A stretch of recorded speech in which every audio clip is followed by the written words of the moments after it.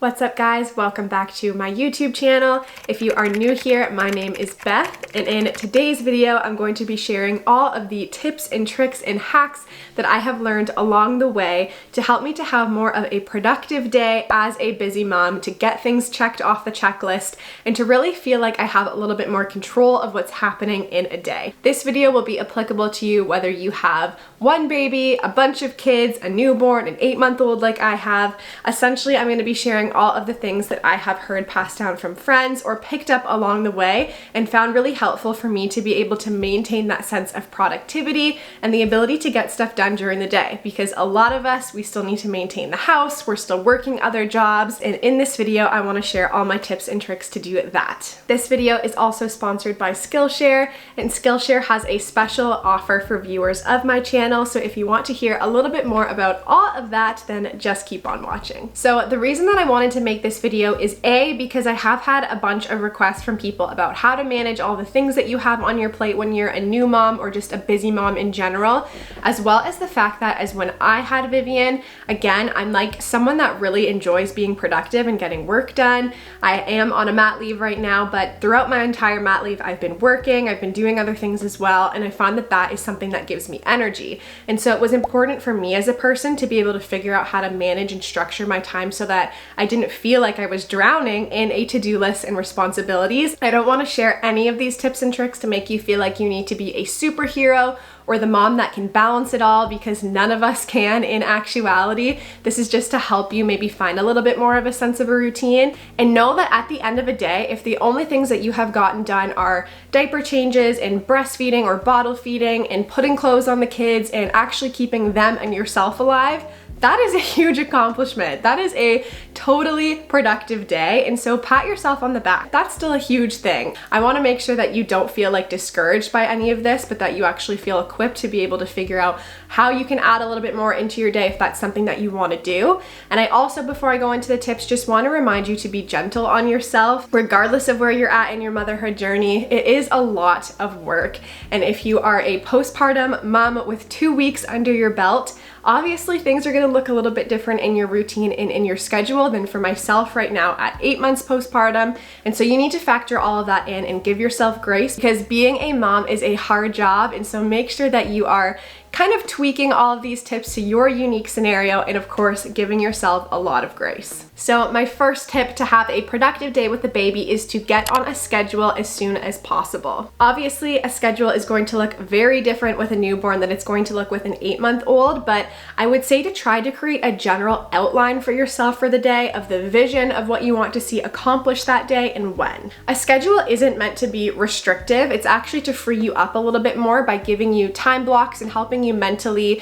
kind of wrap your head around what needs to happen in a day, and again, when those things need to happen. So when we first had Vivian, we tried to get her on a schedule as a newborn, and it was a pretty basic schedule, but we tried to keep the same wake up times and the same bed times approximately, and then the other kind of schedule framework that we used was the eat, play, sleep schedule. So basically, as a newborn, we would feed her every 3 hours, she would be breastfed, and then we would follow that process of she would eat, she would play for a very short wake window, and then she would go back to sleep again. And although that's not like an hour by hour breakdown of what the day is going to look like, because newborns wake up at different times and sometimes they wake up and they're hungry again, it gave us sanity in the sense of like we knew where we were in the day and we could kind of pinpoint and know where we were going from there. At 8 months now, our baby's schedule is super predictable. I know when she's waking up, I know when I'm feeding her, I know when meal times are, I know how long we're playing for, I know when she's going to bed and when we're winding down for that. And for us, that just gives us a sense of like normalcy every day and a routine to be able to know what to expect. And of course, you can work around all the other things that need to happen in a day into that schedule. So I definitely think that starting with a schedule early when we had a newborn helped us to kind of get into that groove a little bit later down the line. So having a schedule is my #1 and first recommendation for being productive with a baby. So my next tip is to reserve certain chores or activities or things that you need need to get done during the day for when baby is awake versus when baby is asleep. I find that there are certain things that need to happen in a day that are way too hard to do if Vivian is also awake and with me.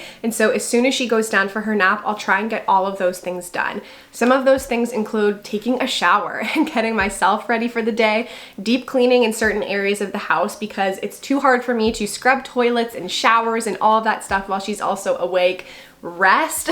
You guys know that it is really hard to find time to rest when your baby is also awake, and so on certain days or in certain times, if I really need that, I will only do that during a nap. And then when she's awake, there are certain things that I'll only do during that time because it's easier for me to do while she's right there, and also because I do want her to see me getting some stuff done around the house so I can narrate that. She can actually see chores being modeled to her.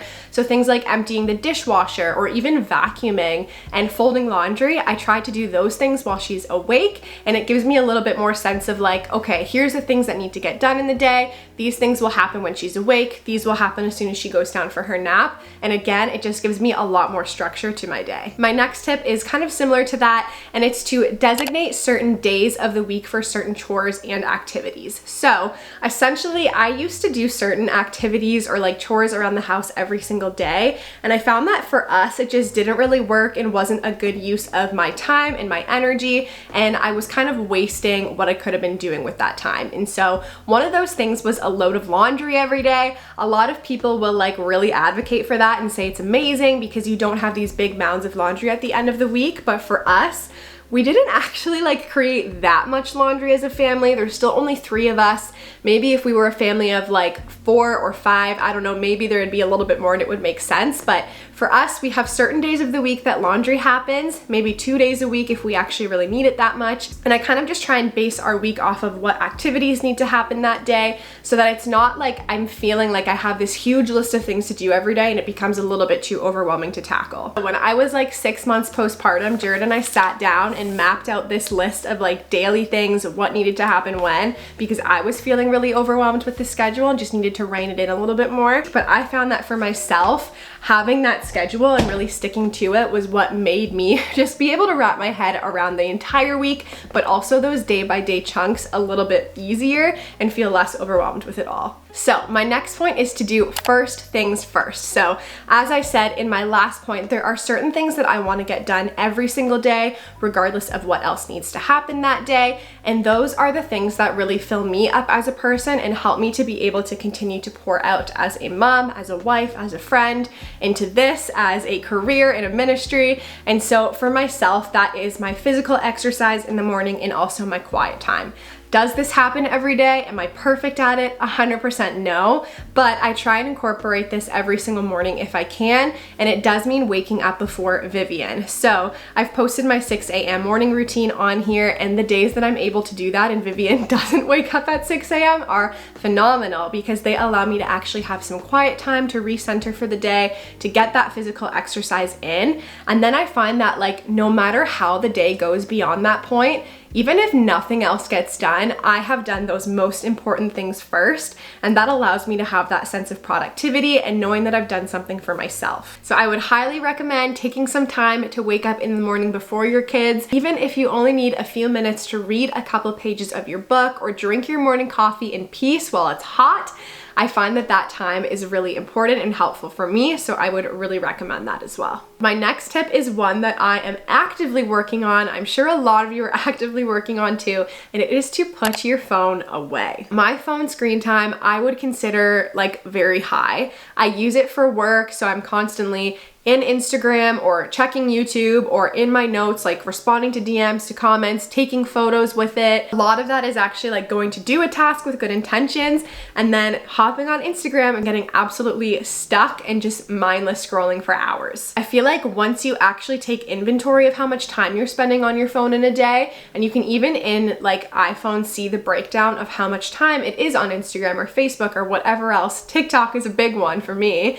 I find that it's like, oh my gosh, I actually have way more time in a day than I realize, and I'm actually sitting down and just like doing nothing for way more time in a day than I realize. And so actually like turning my phone off or putting it away when I wake up or I'm with my daughter is a really great way for me to actually be able to focus in on the times that I need to be getting something else done without that distraction. What I'm not saying with this is that you shouldn't take any time in a day to like sit down and be on your phone to decompress or to watch a YouTube video or watch a couple TikToks, because I like to do that too. What I am saying is try and put a limit on it if you can, because oftentimes we feel like what we're doing is resting and relaxing and decompressing. But I don't know about you guys, when I have done that for like 45 minutes, I feel like crap after. Then the baby wakes up and it's like, oh my gosh, like I wish I actually did something during that time that was for me, or that allowed me to rest, or that poured back into me, or whatever that looks like.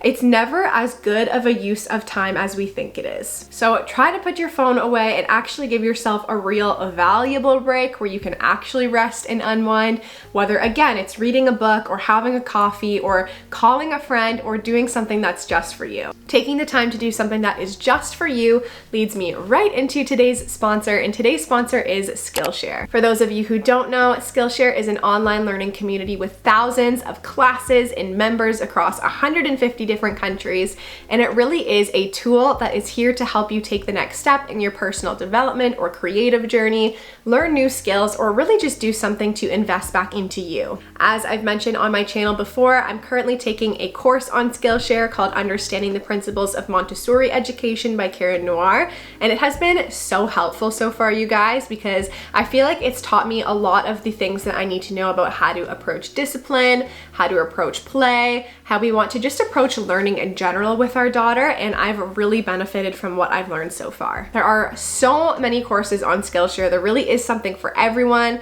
There's courses on graphic design, interior design. There's even a course on cooking that's called Think Like a Chef, a beginner's guide to cooking with confidence by Kenny Monroe, and I've been encouraging my husband to take that course. And so there really is something for everyone. There's different languages on there if English is not your first language and you want to learn in another way. And so across the board, it really is such an invaluable resource to have and a way for you to be able to take that next step in being a lifelong learner. So if you want to pursue a new creative hobby, or there's a goal or ambition you've always had, like maybe you do want to start a YouTube channel and you want to figure out how to edit videos, or you've always been interested in opening an Etsy shop and now that you're a stay-at-home mom, you want to learn how to crochet, all these different things, there is lots of courses on Skillshare that can help you do that and to actually take that step in 2022. If you are interested in joining Skillshare, there is a special offer going on for viewers of my channel right now. So if you go to the link in my description box and use that to sign up, you can get a 1 month free trial, which is such a steal, but it's only available for the first 1,000 people that use that link. And I know that people have already been using the link, so make sure that you run and do that quickly and get your 1 month free trial. It really is such a great opportunity for you to, again, just level up in your personal development journey this year. So thank you so much again to Skillshare for sponsoring today's video. My next tip to have a productive day with the baby is for you to not be afraid of independent play. As your baby gets older, or for moms that have older kids, you know that over time the game really changes in terms of like how much free time you have during the day based on their nap schedule. So when Vivian was a newborn, I remember feeling like there was not enough time during the day, like I was always doing things with her. But looking back on it now, she was sleeping so much. Granted, I was also recovering from being postpartum and just adjusting to life in general as a new mom, and so I give myself a lot of grace for that. But I just find it funny how like at that point it felt like she was never napping, to now, like with her only doing the 2 naps a day, how much time it feels like she really is awake. I have to be a lot more strategic with her wake times, because overall she's awake for 8 hours a day. One of the things that's really helped me in that transition to having less naps during the day is encouraging Vivian in independent play, so that when she is awake, there's not so much of an expectation or a pressure for me to be down on the floor with her for the entire 8 hours that she's awake and just entertaining her that entire time. One quote that I heard that really relieved a lot of the mom guilt that I was having for feeling like I was a terrible mother for not being down on the floor with her for every waking hour of her day is that play is your child's job, but it's not your job. Of course, it's great to spend time down on the floor with them, encouraging them to learn new things, building that connection with them as their parent. And I'm not saying there's no room for that, because I do still spend quite a bit of time just on the floor playing with Vivian during the day. But it is to say that there is a lot of power in actually giving them that room to be playing by themselves, because when your baby is playing independently, it teaches them patience, resilience, problem-solving skill, and it gives them the confidence that they need to be able to know that they can master certain skills on their own. There is actually a quote from Maria Montessori that says to never help a child with a task at which she feels she can succeed. And I feel like there's been multiple times that has been rolling around in my head as a mom, where I'll see Vivian down on the ground doing something, and I could so easily just jump in and kind of move things around for her or show her how to do it a better way. And I often find that when I step back and just give her the chance to figure things out on her own, that she picks that up by herself, and obviously gives her that confidence that she was able to figure it out on her own too. So during each of Vivian's wake time, I try to give her at least 15 minutes of independent play where I can still see her and make sure that she's totally safe during that time. Oftentimes it's even more than 15 minutes. The other day she played by herself for up to 30 minutes while I was getting stuff done in the kitchen, and was happy to do that. And I think that the fact that we've been trying to get her into more of those stretches since she was a newborn baby has been a helpful way for us to just encourage independent play for our daughter. So my last and final tip is to meal plan and order your groceries ahead of time. Obviously, this is not like a groundbreaking hack for motherhood, but I feel like before I started doing this, the idea of meal planning felt so daunting to me for some reason, because like sitting down and taking the time to actually think through the recipes and figuring out what was going to be on sale that week and like getting it all ready in advance felt like it would be more work, like less flexible than just having food in the fridge, and also more expensive. Turns out I was wrong on all fronts, because we've actually saved a lot of money by meal planning and only buying what we know we need to make certain recipes during a week. It's also allowed me to be more flexible during the day, because by the time 5 p.m. rolls around, I'm not like racking my brain trying to figure out what are we gonna make for dinner and trying to defrost something quickly in the freezer and eating at like 8 p.m. because it's not ready in time. We already know what we're having that night, so at like 2 p.m. I can get things defrosted, I can get things ready, and there's just a little bit more like sense of freedom of knowing what we're doing in a day if I have put the meal plan work in first. I also love using an online grocery delivery app for this, and I just got into using it when Vivian was like a couple of months old. I thought that they were really expensive before, but I've been doing it directly through the Walmart website. This is not sponsored by Walmart. That would be pretty sweet. But I just go onto the Walmart website, I have an account through that, and I'm able to go through and order what we need in terms of ingredients for the week, and then I'm actually able to cross-reference my online shopping cart with my meal plan breakdown in terms of like what things we're eating and what ingredients they require, of course. And then it's only like $4.97 for us to get that delivered to our house the next day. So again, I try and think through what we're gonna be eating for that next week on Saturdays, so that Sundays the delivery shows up and we can get the fridge stocked and ready to go. And I don't have to think about what we're eating every day. Again, after that point, we can just enjoy it and all of the food is already in the fridge. I know that sometimes paying the fee to have the groceries delivered like right to your door is not always like feasible or accessible depending on what platforms are available to you, because I know that some are more expensive than others. But for me, with the Walmart app, the cost of like $4.97 to have it right to my front door is so worth the energy that it would take for me to like load the baby into the car, go to the grocery store, like put all of the groceries in, lug it all back home by myself during the day. And so for me, like it is so worth that amount. It's not even really a question. And the grocery delivery services have been a game changer for me in motherhood.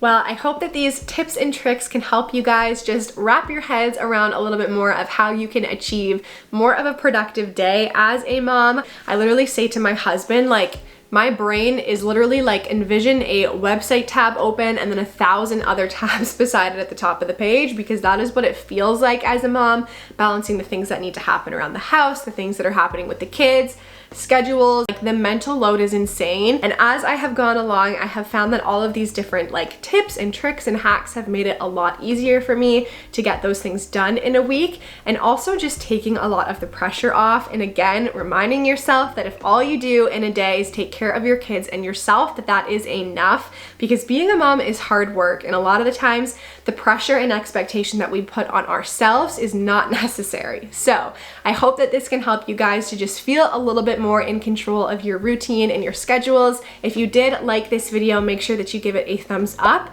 and I would also love for you to comment down below if you have any other tips or tricks that have helped you to just get more done on your list, feel more productive at the end of the day, because I know that I would love to read them, and I'm sure that there are other moms that are watching this that would love to read that too. So share that down below. And the last thing that I want to remind you to do is to sign up for Skillshare if you want to take advantage of that 1-month free trial. You will not regret it. It's a great opportunity to level up in your own personal development, so make sure you do that at the link in my description box. But I believe that is all the things I had to say to wrap up. So until my next video, I love you guys. I am praying for you guys. I hope you have a phenomenal week, and I will see you soon.